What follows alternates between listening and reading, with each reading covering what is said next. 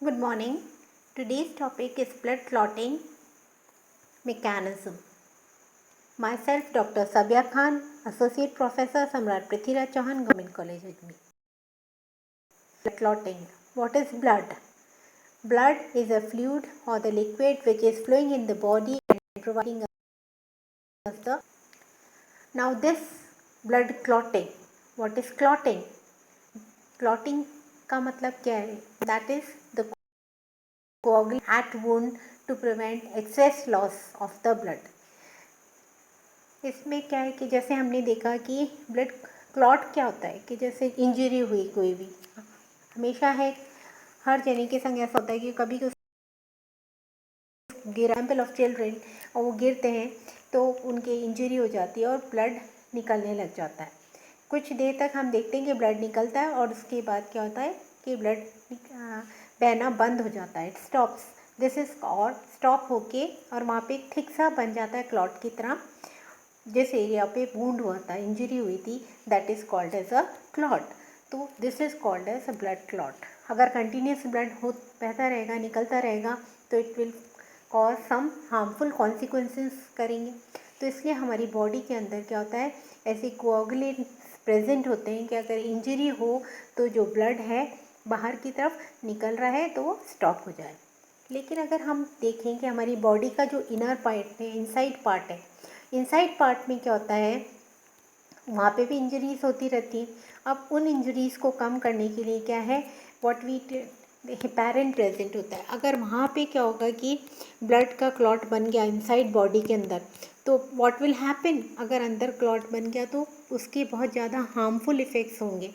तो उसके लिए क्या होता है, हमारी बॉडी के अंदर क्या हेपेरिन होता है ताकि एंटी कोआगुलेंट है इनसाइड में, ताकि ब्लड कंटिन्यूसली फ्लो होता रहे। अब एक्सटर्नल इंजरी होगी तो एक्सटर्नल इंजरी के केस में क्या होता है कि कोआगुलेंट क्लॉट बन जाता है। इसके लिए क्या होता है, सीरीज़ ऑफ इवेंट्स होते हैं कि किस तरह से जो इंजरी की साइड है वहाँ पे कैसे प्लेटलेट्स आएंगी और कैसे कोआगुलेशन होगा। इसके लिए सीरीज़ ऑफ केमिकल इवेंट्स होते हैं जिसमें बहुत सारी एंजाइम्स भी एसोसिएटेड है, कई फैक्टर्स एसोसिएटेड है और फाइनली वो क्या होता है, ब्लड क्लॉट बनाते हैं।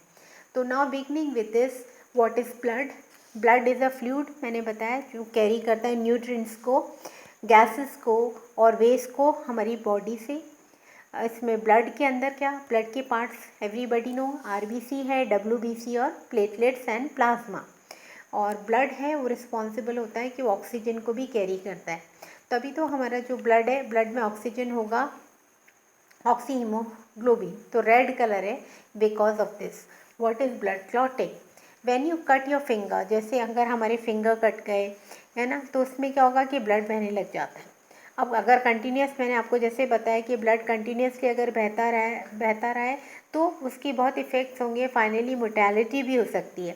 तो इसको प्रिवेंट करने के लिए हमारी बॉडी के अंदर क्या होता है, ऐसे कोगुलेंट्स फैक्टर्स होते हैं जो कि उसको थक्का बना देते हैं ना खून का, तो क्लॉट बना देते हैं, तो उसको कहते हैं हम ब्लड क्लॉटिंग।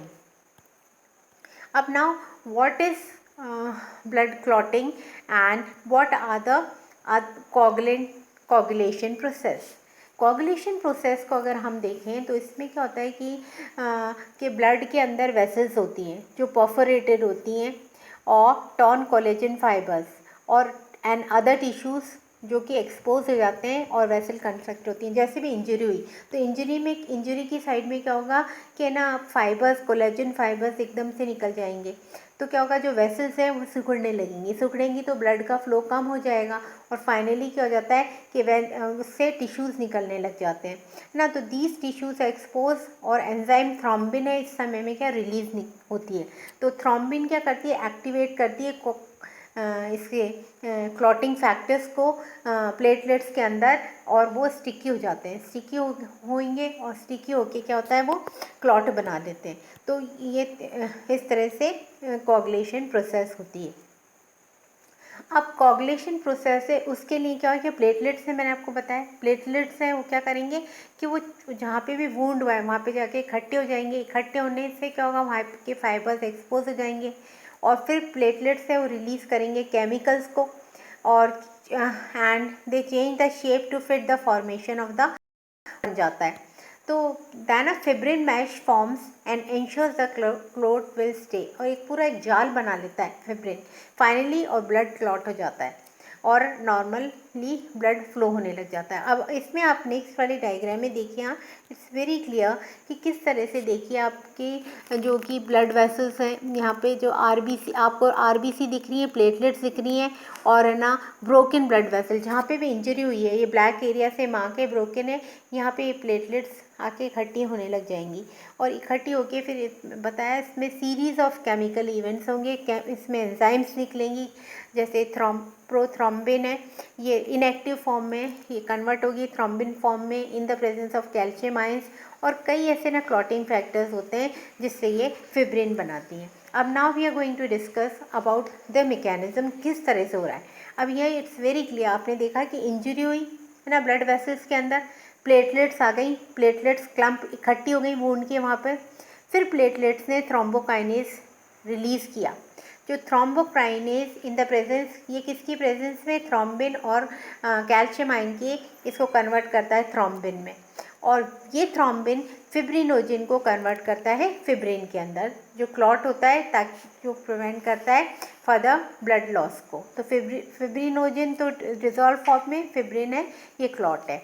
इसके अब there are many factors, clotting factors which are responsible for the clotting of the blood। इसमें आपका देखिए फर्स्ट फैक्टर है that is called as the fibrinogen.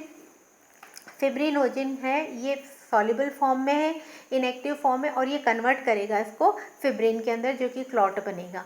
Second factor है प्रोथ्रोम्बिन, थर्ड फैक्टर है टिश्यू थ्रोम्बोप्लास्टिन, फोर्थ फैक्टर है calcium ions, fifth factor होता है वो लेबाइल फैक्टर कहलाता है, सिक्स फैक्टर अभी क्लियर नहीं है, सेवेंथ फैक्टर होता है that is the stable factor, eight factor is anti haemophilic factor, ninth factor को हम बोलते हैं क्रिसमस फैक्टर, है ना, ये बहुत इंपॉर्टेंट है, और प्लाज्मा थ्रोम्बोप्लास्टिन कंपोनेंट, पीटीसी भी बोलते हैं। What is the PTC, plasma thromboplastin component कहलाता है। Tenth factor is Stuart Prower factor, 11th factor plasma thromboplastin antecedent PTA, 12th factor Hageman factor, and 13th factor is fibrin stabilising factor. तो these जो 13 factors हैं ये बहुत important है। 6 factor इसमें unknown है, क्वेश्चंस में भी generally asked it is asked कि which is the 6th factor, then it is calcium ions. 9th factor that is a Christmas factor or the plasma thromboplastin component. So these are the factors which are responsible for the clotting of the blood. तो अब generally मैं आपको generalise form में अगर इसको clotting of the blood को बताऊं तो इसमें आप you will be able to understand how the clotting of the blood it is taking place. इसके क्लॉटिंग ऑफ ब्लड्स के मैकेनिज्म को we are revising it again and I am summarising it कि सबसे पहले क्या हुआ, व्हाट हैपन कि आपकी जो भी कोई है कट या इंजरी हुई, कट और इंजरी होने के बाद क्या होता है कि जो प्लेटलेट्स होती है ना वो क्या करती है, रिलीज़ करती है प्लेटलेट्स थ्रोम्बोप्लास्टिन, एंड और जो इंजर्ड टिश्यू है वहाँ से रिलीज़ होता है टिश्यू थ्रोम्बोप्लास्टिन, प्लेटलेट से रिलीज़ होता है प्लेटलेट थ्रोम्बोप्लास्टिन, और जो इंजर्ड टिश्यू है उससे रिलीज़ होता है टिश्यू थ्रोम्बोप्लास्टिन। अब ये दोनों जब रिलीज होते हैं तो then they become a cascade, a series of enzyme link reactions.